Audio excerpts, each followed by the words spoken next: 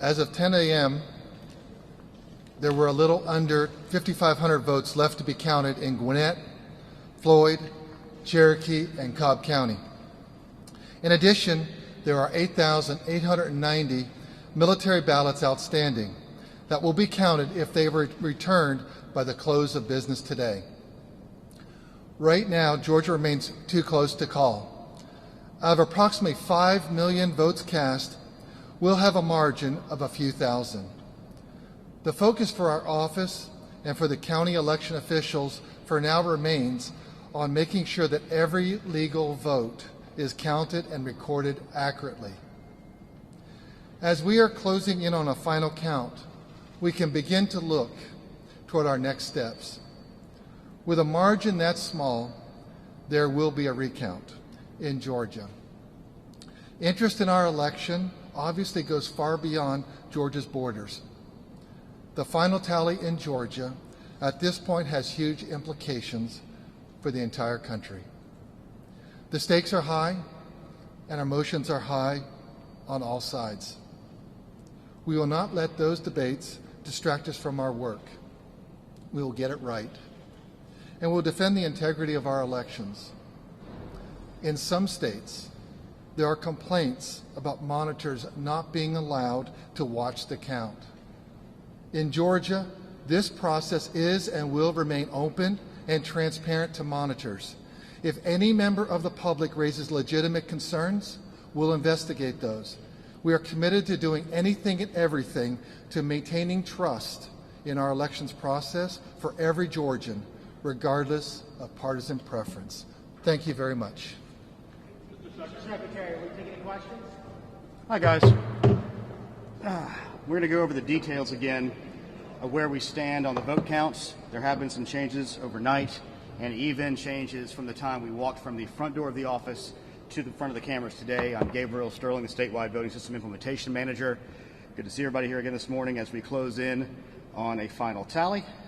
So the Secretary just announced a particular set of numbers that actually went down from the time we walked from the door to here. So our new total that we are aware of right now is 4,169, and they are in a handful of counties. I'll go over those now. In Cherokee County, there are 150 ballots that they did not upload, so I had to rescan. They're uploading those today. There's 75 now in Cobb. There's 444 in Floyd. There's approximately 3,500 in Gwinnett as we went through the reconciliation process of what they had already reported versus what they had left to newly scan. And I think that's it. A couple of things. Lawrence County, the 1,769 votes we had yesterday, we were basing those on the absentee ballot differences. And when they looked and did their reconciliation process on it, they discovered that they had accidentally uploaded those into their election day totals. Their totals will not change, but the vote type will change when they make that change today. So outside of that, we don't have any other numbers that we are aware of. But again, I want to remind everybody, we have ballot curing processes through today for absentee ballots, verification process for provisional ballots, and we can still get any military or UACAVA ballots in by close of business today if they were postmarked on Tuesday, Election Day. So there are still an unknowable amount of ballots that will be available to be counted at some point. They are in the hands of the elections officials now, other than maybe the military and UACAVA ones. And I can assure you that there are teams of 20-somethings around the state who are Republicans and Democrats finding those people with those absentee ballots to cure. And they're going through that process in county by county, in ones and twos. And just to preempt a question, I know it's going to come up, are we seeing any widespread fraud? Are we seeing anything that makes us question the outcome of the election? We're not seeing any widespread irregularities. We're not seeing anything widespread. We are investigating any credible accusation with any real evidence behind it. But let me tell you one thing. When you have a narrow margin, little small things can make a difference. So everything's going to have to be investigated to protect the integrity of the vote. Our office intends to do that. And like I said, if you get a wide margin, it doesn't matter as much. A narrow margin, it does. We are literally looking at a margin of less than, a large high school. So we understand that in this state. The county officials are aware of that. Our investigators are aware of that.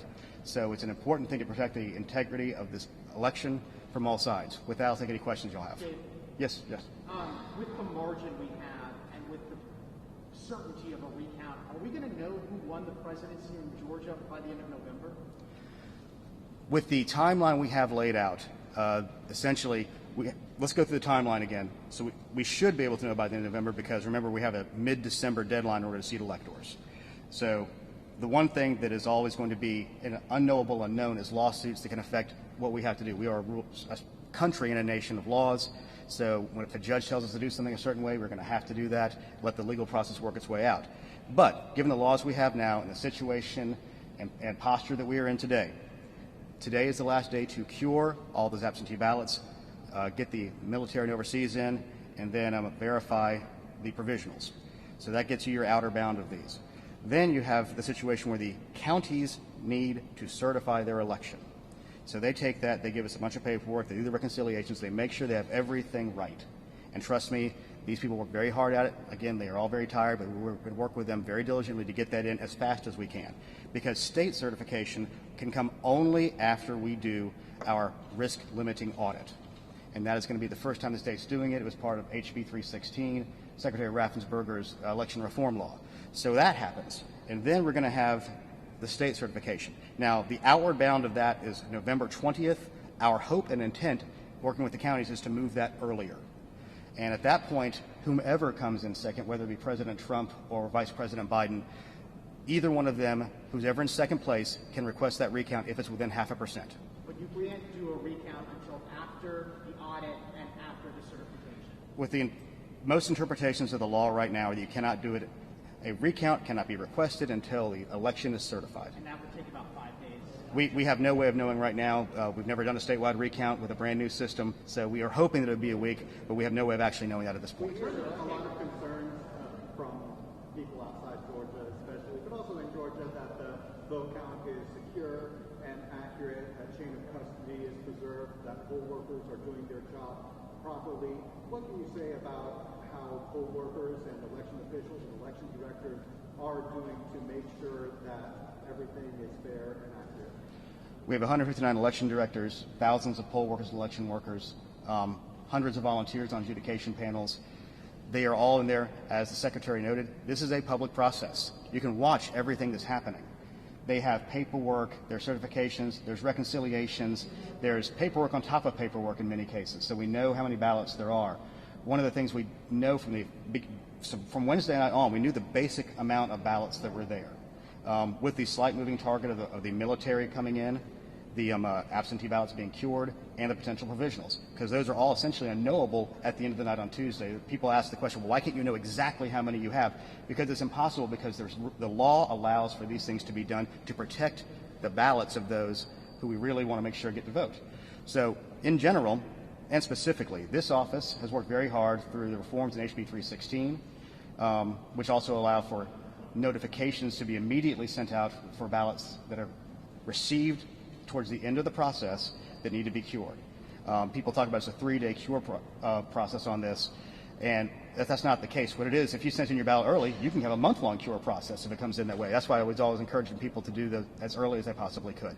But our office and the counties have many, many safeguards and many, many guardrails built up over many years to ensure the integrity of the vote.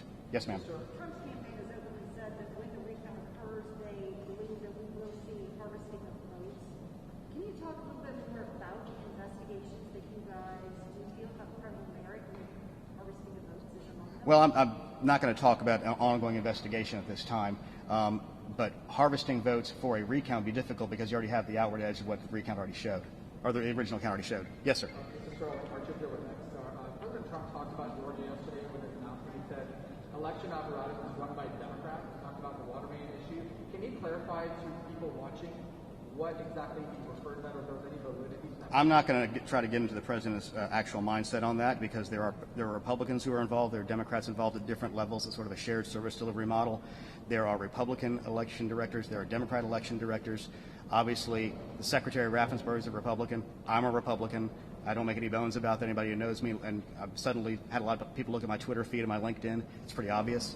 So, in general, we have people who have partisan beliefs, but the job of elections directors in this office is to count every legal vote, follow the law, and assure that every legal vote is counted and the will and intent of the voters is met. Yes? The curing process and the absentee from military, is that going to be enough to We have no way of knowing. It possibly could. The one thing people have asked me with this 8,900 potential military ballots coming in, they asked me how many. I said, I don't know. I can tell you one thing. It'll be more than 0. It'll be less than 8,900. Yes. Do you know if those ballots are coming in indeed today, or is there uncertainty? As I said, we can't know because they're in the post office. It's like I said, it'll be more than 0 and less than 8,900. Yes, sir.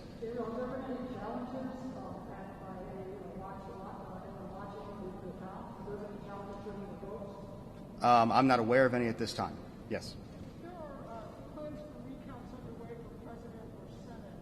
Will that affect which race you choose for the risk limiting audit? Here's the situation. The risk limiting audit has to be done before there is a recount anyway, so no, that shouldn't really have an effect on that. And to clear up one thing, I want to make sure everybody understands. The law in Georgia is that the candidates must be within 0.5% of each other in order to have a recount. So I'm hearing speculation potentially about a recount in the United States Senate race involving Mr. Ossoff and Senator Perdue. That margin is so wide with the amount of available ballots out right now, there's no way the two of them could probably get to the 0.5 point each. I mean, potentially they could, but it's very unlikely. So it would probably only be for president. Yeah, Emil. What is the physical recount? What would that look like? Is that scanning all the ballots through the machines again? You're going to let me get into my fun geek time now to go over the SEB rules that we outlined when we passed this law. This is the way it's going to work. As I mentioned to y'all yesterday, the Secretary directed that we procure in the original procurement the high-speed ICCs, which are the high-capacity, high-speed scanners that will be used at the central offices for this recount. Now, how we're going to do that is we're going to take a deck of ballots. We're going to have this hand-counted going by what is written on the human-readable portion of that, or the readable portion of that. We'll tally those, and we'll get a count, write it down. We will then run those through the scanners, and they ought to match. And once we validate that that scanner is scanning properly, we will then be scanning every single ballot again on the central scanners. Like I said, we're making estimates of time. We don't know. Like I said, I'm hoping there's some time when our elections workers will get some sleep, because it's going to be a high-stress thing, because again, the eyes of the world are upon them. But that's the essential outline of how it works. There's other details of how you handle it, but that's the basics. I've heard from Yes. some voters about an issue where they showed up on Tuesday and they were told they had already been voted. Are you aware of that issue and what might have caused it? We are aware that there's a couple of places where we've heard about it potentially happening. We don't know exactly why yet. It could be a simple thing as on the poll pad it searches first name, last name, and date of birth. So they could have been looking at the wrong person, not realizing it immediately, because like I said, the poll workers are human. And human beings are involved at all this level, so there can be errors in those. But we are obviously looking into it with the vendor to see if there's anything that can be discovered about why that might have happened. Anybody else? Yes, sir. You again?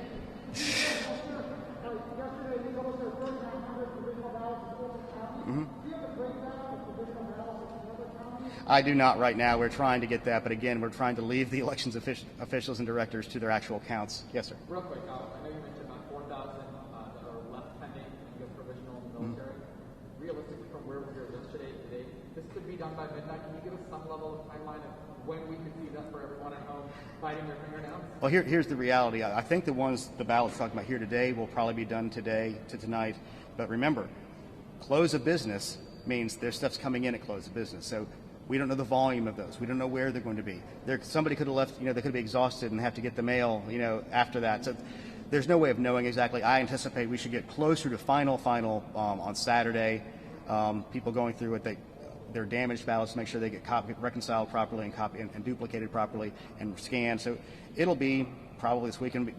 And normally it wouldn't matter if the difference wasn't 1,000 votes. Yes, sir. No, so no conversation. You mentioned the closeness. Is that we're hearing a lot about the counting of ballots in Georgia and the speed we're counting them. Is this a counting problem, or is this simply a matter of the margin, the fact that we have so close an election? There's two things in here. I know many people seem to forget we were still in the middle of a pandemic during a lot of this. So Georgia historically has about 5% absentees. This time it's like close to a third. And that's about 1.25 million ballots that we're having to count. So they've never had to handle this volume of paper before. And they're having to handle the volume of paper and the handling and all of the ballot custody rules around those things. There's extra things we never had to deal with before. I think we're going to make T-shirts that says, "I survived the 2020 election," where we have a pandemic, merging elections, hurricane, and then recounts. So that's going to be our plan. But it's mainly questions with volume. Yes, sir. Thanks for doing these conferences. They've been really helpful. Just to could you reiterate, you think that all of the ballots will be counted up by the end of the weekend? That's what you're thinking? Again, we can't know what's happening in all 159 counties. The only state with more counties than us is Texas. So we anticipate most of it will be, and the problem is they could find a couple things with doing the reconciliations. That's why you have certification, to get to that final number. And we're trying to get the counties to certify as fast as they can so we can move to a risk limiting audit, so then we can certify as fast as we can and move to what looks like a likely recount called by either one of the second place candidates. Has any county that is still counting requested more either equipment or technical assistance throughout this week? There was in Chatham County, they wanted to have one more adjudication server, and that was supplied. Yes. So there's roughly about 9,000. Have any military ballots come in? About 17,000. About 17,000 have already, and those 17,000 are already included in the counts we have. Yes, sir. Yes, sir. I'll come back in a second. Just one more time for clarity. You talked about 4,169 that are still out there. Can you go over county by county one more time so we have a clear understanding? You just want to see me get that computer back out again? Yes. All right. Give me a second. And to be clear, these are absentee ballots that remain to be counted. We do not have numbers on provisional military. Correct, except for there are 400 election day ballots that are included in the Gwinnett totals. So that's the only other difference in that. So, all right, so let's start from the top. Cherokee, 150. Cobb, 75. Floyd, 444. Gwinnett, approximately 3,500. And for a total of 4,169. Absentee. Absentee, except for the 400 of the ones in Gwinnett that were a part of the early voting that they had to rescan. Okay. All right. Anybody got anything else? I got one more question. All right, there you Sorry, can you talk about whether or not an investigation has been opened by your office into this question of the water leak at State Home? Is there an investigation of that going on right now? Not that I'm aware of. I mean, and I'm going to put some clarity to this because we have some more information about it. It wasn't a water main break. What it was during the off season and during the pandemic, they shut off the toilets, and they were turned off, and there was a leak that got around one of the edges of the shutoff valves. And over time, and it's just kind of like we said, we got hit with a hurricane. I mean, I'm going to add a water leak to the T-shirt, I think, on the surviving election 2020. All right, anything else? All right, thank you. Oh. Yeah. Since you guys are investigating anything that has credible merit, are we talking about dozens, hundreds? How many investigations? I really couldn't say right now. Because there's different levels of investigations. So you do the phone calls to make sure there's any credibility. Then you're like, yes, there's credibility. Then there's a real investigation. So I'm not going to parse through that. Obviously, we're getting stuff. And, if you look on Facebook and Twitter, obviously there's millions of problems all across the country. If somebody has a credible complaint and they have some kind of evidence or some kind of trail to an evidence, they can give our office a call. And if they're in another state, give your state office a call. Because we want to make sure we protect the integrity of the ballot, because that's the way you're going to build faith back in the system that the outcome of the election is correct. Thanks a lot, y'all. Thank you. Thank you.